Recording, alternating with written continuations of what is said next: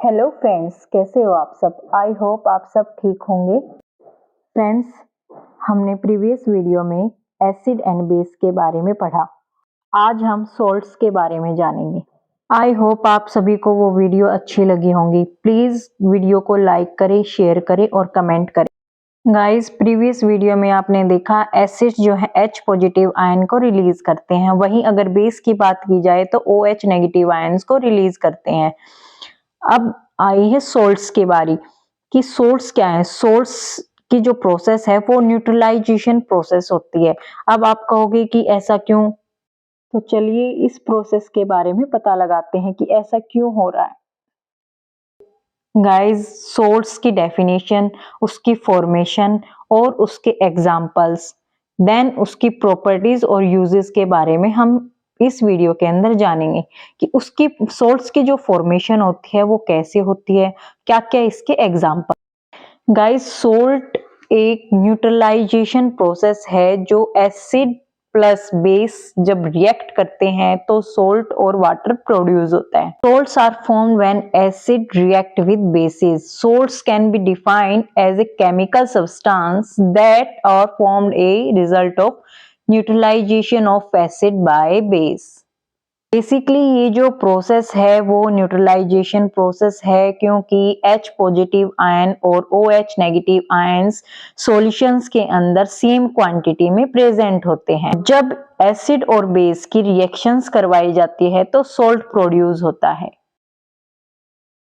जो कि एक एसिड है, NaOH जो कि एक बेस है। दोनों को रिएक्ट करवाने के बाद जो प्रोडक्ट फॉर्म्ड होता है वो सोल्ट और वाटर होता है, और इसी प्रोसेस को हम न्यूट्रलाइजेशन प्रोसेस बोलते हैं। सोल्ट्स के बहुत टाइप्स होते हैं, normal salts, acidic salts, basic salts, family of salt. Salts हमारा वही NaCl, KCl, Na2SO4, Na3PO4 etcetera. Acidic salts की अगर बात करें तो एसिड की जो क्वांटिटी है वो सॉल्यूशंस के अंदर ज्यादा होगी तो उसको एसिडिक सोल्ट बोला जाएगा, और बेस की क्वांटिटी अगर ज्यादा होगी तो उसको बेसिक सोल्ट्स बोला जाएगा। Cl की अगर बात करें तो H पॉजिटिव और Cl नेगेटिव आयन में डिसोशिएट हो जाते हैं, और बेस की अगर बात करें, NaOH की बात करें तो Na पॉजिटिव और OH नेगेटिव आयंस में डिसोशिएट हो जाते हैं। HCl और NaOH की अगर हम रिएक्शन करवाएंगे तो सोल्ट बनता है, यानी कि NaCl, जिसको हम कॉमन सोल्ट भी बोलते हैं और टेबल सोल्ट भी बोलते हैं। आई होप आपको ये प्रोसेस समझ में आ गई होगी कि सोल्ट्स कैसे फॉर्म्ड होते हैं। NaCl की अगर मैं बात करूं तो NaCl ये केमिकल फॉर्मूला होता है, इसको हम कॉमन सोल्ट भी बोलते हैं, और इसका कॉमन नेम होता है रॉक साल्ट। सोल्युबिलिटी, क्योंकि ये वाटर के अंदर सोल्यूबल होता है। हमने पढ़ा कुछ एसिड्स स्ट्रॉन्ग होते हैं और वीक होते हैं। हम सोल्ट्स की बात कर रहे हैं तो strong acid plus strong base की जब रिएक्शन करवाते हैं तो न्यूट्रल सोल्ट बनता है, यानी कि हमारा NaCl बनता है। और जहां स्ट्रॉन्ग एसिड होगा और वीक बेस होगा वहां एसिडिक सोल्ट्स बनेगा, यानी कि NH4Cl। अगर हम वीक एसिड लें और स्ट्रॉन्ग बेस लें तो बेसिक सोल्ट बनेगा, और अगर दोनों ही वीक हैं, weak acid plus weak base, तो न्यूट्रल सोल्ट बनेगा। आई होप आपको ये प्रोसेस समझ में आ गई होगी। गाइस, बहुत से ऐसे कॉमन सोल्ट्स हैं जैसे कि sodium hydroxide, baking soda, washing soda, bleaching powder and many more. ये सब हमारे डेली लाइफ में बहुत यूजफुल है। सोडियम हाइड्रोक्साइड की अगर बात करें तो केमिकल फॉर्मूला हमारा NaOH हो जाता है, कॉमन नेम इसको कास्टिक सोडा भी बोलते हैं। सोल्युबिलिटी की अगर बात करें तो सोल्यूबल इन वाटर। गाइस, आपको घबराने की जरूरत नहीं है जी, ये जो मेथड्स आपको दिखाई दे रहे हैं उनको आप याद कर सकते हो। It's very important. तो गाइस, सोडियम बाइकार्बोनेट, कॉमनली नाम इसका बेकिंग सोडा है, जिसको हम अपने डेली लाइफ में भी यूज करते हैं अपने खाने को स्पंजी बनाने के लिए।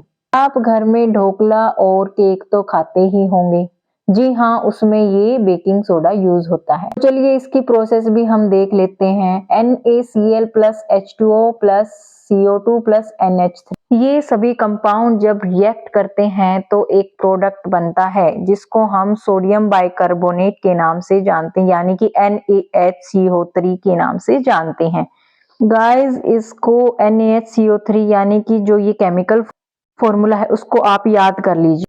तो चलिए ब्लीचिंग पाउडर को भी देख लेते हैं। ब्लीचिंग पाउडर की जो प्रिपरेशन है वो chlorine on dry select lime से होती है। इसके केमिकल फॉर्मूला की अगर बात करें तो CaOCl2 यानी कि कैल्शियम ऑक्सीक्लोराइड इसको बोलते हैं।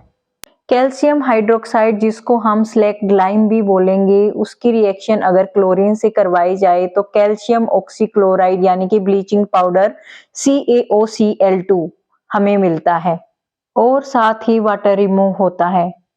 इसके यूज की बात करें तो ब्लीचिंग जो है डर्टी क्लॉथ्स को साफ करने में, bleaching agent of cotton and lining the textile industry वगैरह में यूज होता है और ड्रिंकिंग वाटर में जर्म्स को रिमूव करने के लिए भी इसका यूज होता है।